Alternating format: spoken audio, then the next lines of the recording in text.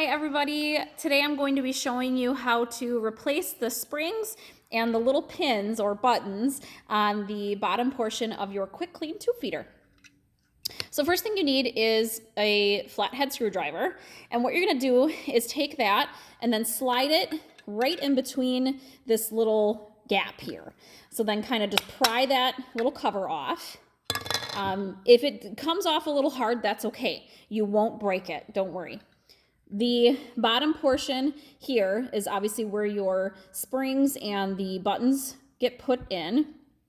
Most of the time what happens is sometimes the springs fall out or these get brittle and break. So if that's the case, all you do, I'm going to take this out first. So let's pretend like this is missing. So now that we have that out, the easiest way to put the new pins back in now, or buttons, is take it with your fingers with the flat side here, the longer side up, and then simply just drop it in. So you're going to drop it right into that little crevice there, and then slide it over as far as it goes, like that.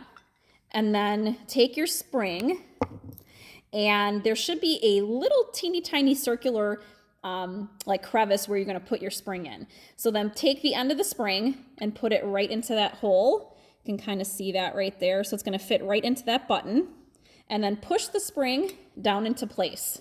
So it's going to match the other side. Then you're going to take your cover, you're going to put it back on. Now to put that back on, it's going to kind of go the opposite of what you would think. So that little gap there that I slid the screwdriver in, that actually does not go where the buttons are. It goes on the other side. So there's this little area, kind of like a divot in there. So you're going to match that up with the notch on that, and then you're just going to push it in place. And that's it. Test it, make sure your buttons are working, and you're all good.